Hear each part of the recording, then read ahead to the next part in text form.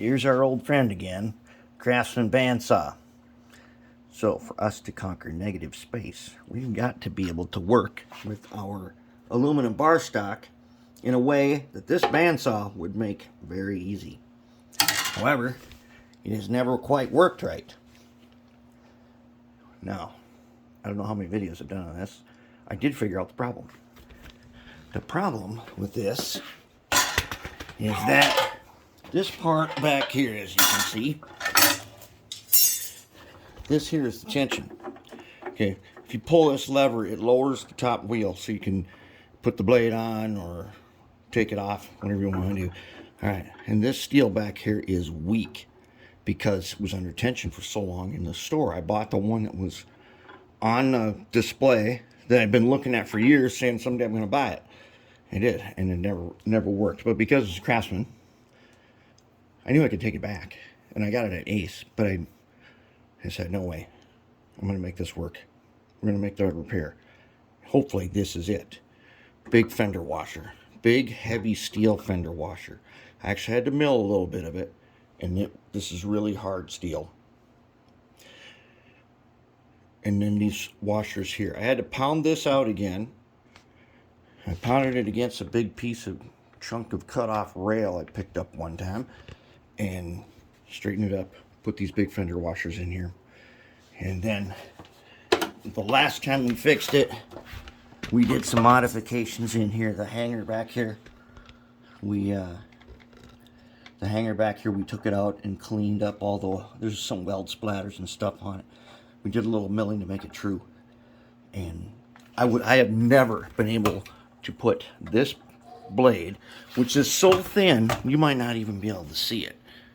That blade right there could never ever get to stay on in here for even a second. When I did this, I was planning on JB welding all this on here. I didn't do that. I just tested it. And I'm going to show you right now. We're going to test it. We're going to go ahead and test it. Because if this holds and doesn't bend again, we're going to have something very special. So let's go ahead and get our marker and our little square, and let's mark off a piece. What we're going to do is we're going to go back to the aluminum frame like we were doing before, except this time we're going to make the negative space aluminum frame. All right, oops, that's how I want to do. I want to do this so that you can see it. What I'm going to do here is I'm going to mark it, I'm going to cut it, and then we're going to be good. And that means we're going to be able to make the frames that we want. Then I'm going to go to the store. I'm going to get a bunch more bar stock, of course.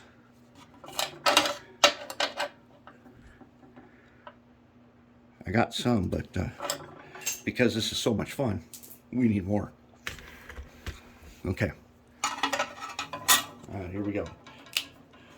I'm just going to freehand it, something that I could never, ever do before. I had to, if you remember, I filled underneath this table so that I could clamp to it. Now we are going to go ahead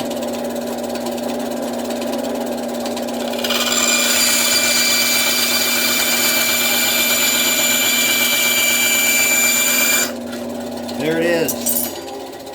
That is what I wanted. Now I can work aluminum the same way as I can work wood, which means we can cut it, we can drill it, we can mill it, sand it, whatever we want to do to make our negative space frame, because we're going to do something like this little sandwich here. We're going to do that all out of aluminum, and then we should be in really, really good shape. So I'm going to go to the store and get some more aluminum because this is super fun.